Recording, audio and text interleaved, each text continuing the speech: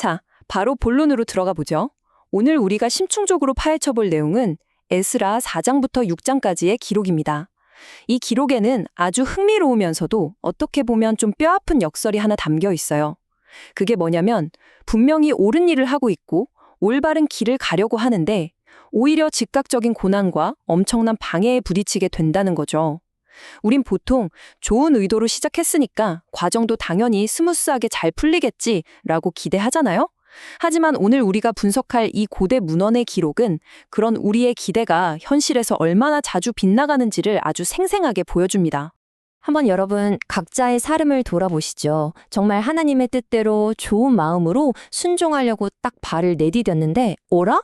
오히려 일이 완전히 꼬여버린 경험 다들 한 번쯤 있으실 겁니다. 간절하게 기도하면서 시작했는데 갑자기 생각지도 못한 방해물이 툭 튀어나오고 순종했는데도 공격을 받아서 결국 제자리에 멈춰서야 했던 그런 캄캄한 경험 말이죠. 그런데 놀랍게도 이게 현대의 우리만 겪는 일이 아니라는 겁니다. 오늘 본문은 고대 이스라엘 백성들의 실제 역사적 사건을 통해서 아주 분명한 팩트 하나를 우리에게 던져줍니다. 그건 바로 하나님의 일은 시작되면 반드시 예외 없이 방해에 직면한다는 사실입니다. 첫 번째 파트입니다. 시작된 방해, 멈춰선 공사. 에스라 4장의 내용입니다. 이스라엘 백성들이 길고 긴 포로 생활을 마치고 고향으로 돌아왔습니다. 그리고 무너진 성전을 재건하기 시작하죠. 그런데 이때 찾아온 첫 번째 방해가 뭐였는지 아세요? 칼이나 창 같은 무서운 위협이 아니었어요. 아주 교묘하고 달콤한 협력의 제안이었습니다. 대적들이 쓱 다가와서 이렇게 말하는 거예요. 우리도 너희 함께 건축하게 해줘. 우리도 너희 하나님을 찾고 있거든. 와, 겉으로 보기엔 이보다 더 완벽한 지원군이 어디 있습니까? 당장 사람도 부족하고 물자도 부족한 상황에서 현지인들이 돕겠다고 나선 건 진짜 엄청난 유혹이었을 겁니다. 그런데 수르바벨과 지도자들은 너희는 우리와 상관이 없다면서 이 제안을 아주 단호하게 쳐냅니다. 왜 이렇게 냉정하게 굴었을까요? 그들은 알았던 겁니다. 겉으론 협력 같아 보여도 그 본질은 끔찍한 혼합이라는 걸요. 진정한 거룩함, 진정한 성전은 영적인 타협이나 혼합주의 위에는 절대 세워줄 수 없다는 걸 정확히 꿰뚫어 본 거죠. 자, 타협을 딱 거절을 하니까 대적들이 어떻게 나올까요? 태도가 완전히 싹 바뀝니다. 이때부터 방해의 수위가 급격하게 그리고 아주 입체적으로 올라가기 시작해요. 처음엔 건축하는 사람들의 손을 약하게 만들어서 사기를 뚝 떨어뜨리죠. 그 다음엔 페르시아 관리들에게 몰래 뇌물을 찔러줘서 행정적으로 계속 태클을 겁니다. 그것도 모자라서 당시 왕에게 정치적인 고발 편지를 보내요. 예루살렘을 아예 반역을 꾸미는 도시로 낙인 찍어버리는 거죠. 이 빠르고 집요하게 조여오는 전술을 보면 참 씁쓸하면서도 중요한 교훈을 얻게 됩니다. 올바른 순종을 선택했다고 해서 언제나 꽃길만 펼쳐지는 건 아니라는 겁니다. 결국 이 집요하고 악의적인 정치적 공격은 통했습니다. 아닥사스다 왕이 조서를 내리게 되죠. 그래서 에스라 4장은 아주 무겁고 가슴 아픈 한 줄로 끝을 맺습니다.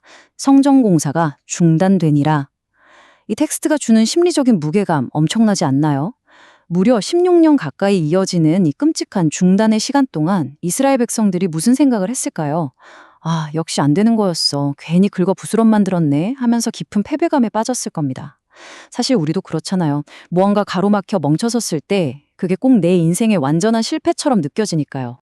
두 번째 파트, 말씀으로 다시 일어서다. 에스라 5장으로 넘어갑니다.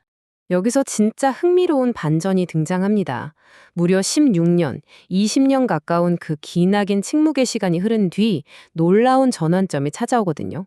사람들의 눈에 보이는 현실은 어땠을까요? 그냥 공터에 잡초만 무성하게 자라난 공사 중단 현장 그 자체였죠. 다 끝난 것 같잖아요. 하지만 보이지 않는 현실 속에서는 달랐습니다. 하나님은 여전히 일하고 계셨다는 사실이죠. 사람들의 눈에는 모든 게 멈춰버린 것 같았지만 역사의 무대 뒤편에서 하나님의 섭리는 단 1초도 멈춘 적이 없었다는 뜻입니다. 그럼 대체 어떻게 이 죽어버린 공사가 다시 시작됐을까요? 페르시아의 정책이 하루아침에 바뀌었나요? 아니면 후원금이 막 쏟아져 들어왔나요? 아닙니다. 외부적인 상황은 단 하나도 변한 게 없었어요. 오직 한 가지 변화가 있었는데 그건 바로 말씀의 선포였습니다. 학개와 스가랴 이 두 선지자가 등장해서 하나님의 이름으로 말씀을 선포하기 시작한 겁니다. 깊은 좌절과 무기력에 빠져 널브러져 있던 사람들을 다시 벌떡 일으켜 세운 건 상황이 좋아져서가 아니었습니다. 다름 아닌 그들의 영혼을 깨우는 하나님의 말씀의 능력이었죠. 자, 백성들이 말씀에 의지해서 다시 흙먼지를 털고 망치를 집어들었습니다. 방해꾼들이 가만히 구경만 했을까요? 그럴 리가요. 이번엔 다뜨네라는 총독이 직접 찾아와서 거세게 압박합니다. 누가 너희한테 이거 다시 지으라고 허락했어? 또 한 번 모든 게 물거품이 될 수 있는 엄청난 위기잖아요. 숨이 턱 막히는 순간이죠. 그런데 성경은 이 장면을 이렇게 기록합니다. 하나님이 유다 장로들을 돌보셨으므로. 네, 주변의 위협은 여전했습니다. 칼자루는 여전히 저들이 쥐고 있었죠. 하지만 하나님의 보이지 않는 따뜻한 돌보심이 딱 개입하자 이 재건의 작업은 더 이상 멈추지 않았습니다. 세 번째 파트입니다. 적을 후원자로 만드시는 하나님. 에스라 6장입니다. 이제부터 이야기가 진짜 한 편의 웰메이드 역사 스릴러처럼 흘러가기 시작합니다. 보고를 받은 다리오 왕이 옛날 문서 보관소를 샅샅이 뒤지라고 명령해요. 그러다가 이스라엘에서 아득히 멀리 떨어진 메데 지방의 아케메다 궁성에서 두루마리 하나가 딱 발견됩니다. 그게 뭐였을까요? 바로 20년 전에 고레스 왕이 성전을 건축하라고 내렸던 공식 칙령, 고레스의 조서였습니다. 이거 진짜 소름 돋는 아이러니 아닙니까? 하나님은 이스라엘 백성들이 지금 겪고 있는 이 복잡한 정치적, 재정적 위기를 한 방에 해결해줄 법적 카드를 이미 20년 전에 그것도 가장 안전한 왕실금고 깊숙한 곳에 완벽하게 세팅해두고 계셨던 거예요. 이 옛날 조서를 직접 확인한 다리오 왕의 반응이요? 이건 진짜 충격 그 자체입니다. 이렇게 명령을 내려요. 첫째, 절대 그 공사 막지 마라. 둘째, 건축 비용? 그거 왕실 세금에서 다 대줘라. 셋째, 그들이 제사에 필요하다고 하는 물품들 날마다 끊임없이 무제한으로 공급해라. 와, 이건 그냥 그래 너희 맘대로 지어봐 정도의 소극적인 허락이 아닙니다. 상황을 완전히 뒤집어버리는 상상을 초월하는 전폭적인 국가적 지원이었던 거죠. 이 다이나믹한 역사적 사건이 우리에게 보여주는 결론은 너무나도 명확합니다. 방해하던 왕이 가장 든든한 후원자가 되다. 진짜 역사의 주관자가 누구인지 확실히 보여주는 거죠. 하나님은 당신의 목적을 이루시기 위해서라면 우르렁거리던 정치적 대적들조차도 하루아침에 재정적 후원자로 탈바꿈시키실 수 있는 분입니다. 우리의 얄팍한 상식이나 논리를 완전히 박살내고 전혀 상상하지 못한 방식으로 일하시는 하나님의 위대한 섭리를 볼 수 있는 명장면이죠. 네 번째 파트, 마침내 완공된 성전입니다. 다리오 왕 제6년의 기록이죠. 끝없는 방해와 뼈아픈 좌절, 그리고 그 수십 년의 눈물 끝에 드디어 마침내 성전이 우뚝 섰습니다. 봉헌식 때 바쳐진 제물의 스케일을 한번 보세요. 수소 100마리, 수량 200마리, 어린 양 400마리, 거기에 이스라엘 12지파를 모두 상징하는 수렴소 12마리까지. 이 어마어마한 제물들의 규모가 뭘 의미하겠습니까? 이들은 단순히 의식을 치른 게 아니에요. 그동안 억눌렸던 서러움이 씻겨내려가고 드디어 완성했다는 그 폭발적인 감격과 기쁨이 이 스케일에 그대로 묻어나는 겁니다. 성전이 완공되고 나서 이스라엘 백성들이 가장 먼저 한 일이 바로 유월절을 지키는 거였습니다.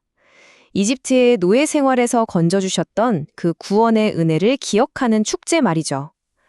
그러니까 이게 단순히 우리 동네에 으리으리한 건물 하나 새로 생겼다 이런 차원의 이야기가 아닙니다. 우리는 여전히 그리고 앞으로도 영원히 하나님의 백성이다 라는 아주 깊은 영적 정체성을 완전히 되찾은 사건이었던 거예요.